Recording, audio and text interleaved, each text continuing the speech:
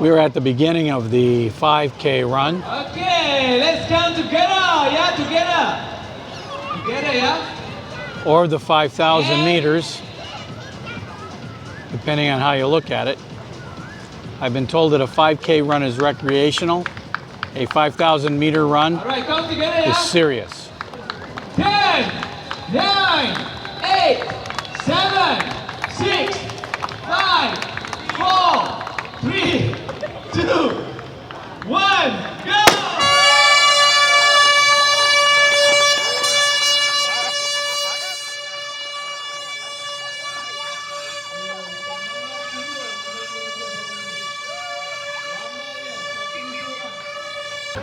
I gotta have more air horn.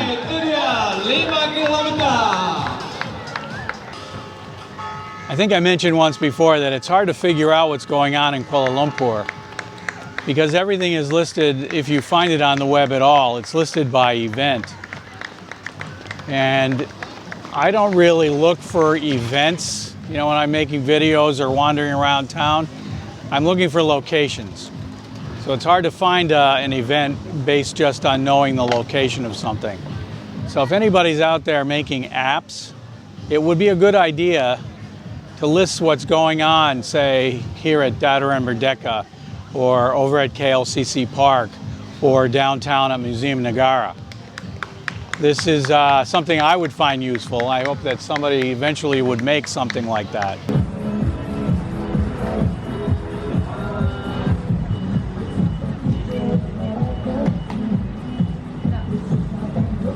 You might be wondering, why are you here at night, Bill? Well, it isn't really night anymore, it's morning. And since this is a marathon, almost every marathon in Malaysia starts early in the morning, as they do all over the world, I would imagine. So in Malaysia, when the marathon starts in the morning, it's dark. In Kuala Lumpur, the sun does not rise until after 6:30, in many cases after 7. Depending on the time of year. But it's getting light, as you can probably tell right now. And by the time all the race is finished, we'll be into full morning. And when it's starting to get hot.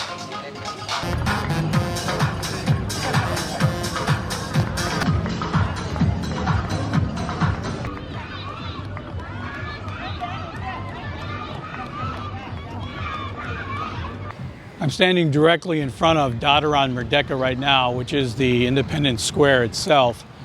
And over behind me here, you can see all the setup for the marathon event. It's about 7, maybe 7:30 in the morning, and it's that perfect time of day here where if you've had enough coffee, the day holds a full day of potential. Later on in the day, of course, that potential disappears, but right now, it seems like you can get anything done that you have to, which is good because I have a lot of things to get done today after this event.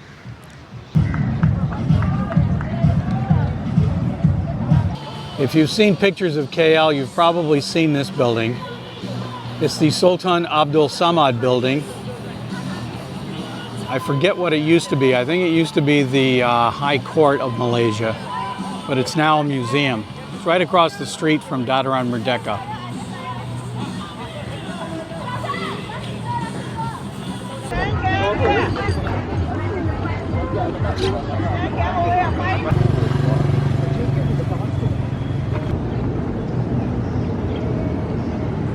As these runners round the turn here, they're in the home stretch.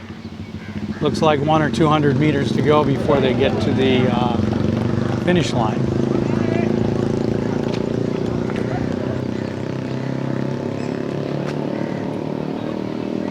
Selamat pagi.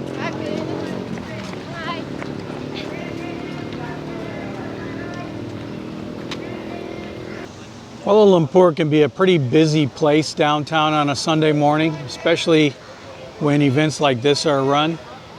Last week and next week, recall that the car-free mornings are offered. So the streets are once again blocked off, not probably to the extent they are for the marathon, but anytime there's an event going on at Dataran Merdeka, it usually occurs in the morning, and there's probably a small army of people that are experts at setting up and conducting events like this. Okay, we're going to leave the marathon for right now and head off to another event. This one requires a trip on the LRT out to Bukit Jalil, so stick around.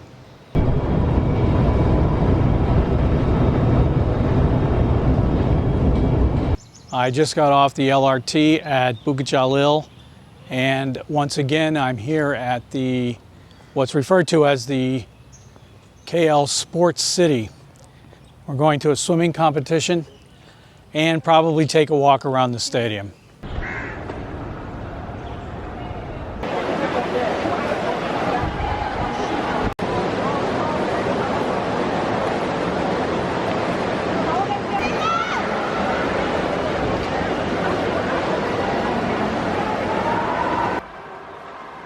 I'm having some feelings of deja vu. Last year at this time I was also out here for a swimming competition, and you can see that video in the link at the top of the screen. If you like sports and you are visiting Kuala Lumpur, you really should try to get out to Bukit Jalil. It's an easy ride from downtown on one of the LRT lines.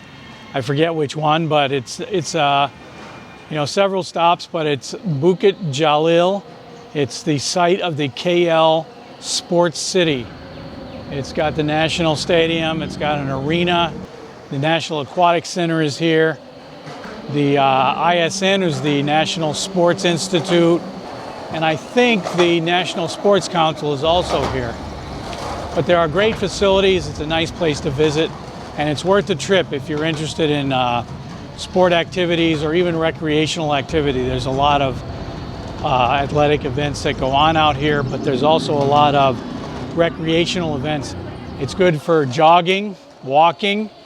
There's a lot of cyclists, and occasionally you even see a lot of skateboarders in this area. I hear something going on in the stadium, and I'm going to head over there and see if I can figure out what it is. This is what the inside of the Bukit Jalil Stadium looks like. Like I said, I think I mentioned that they refurbished this stadium for the SEA Games in 2017.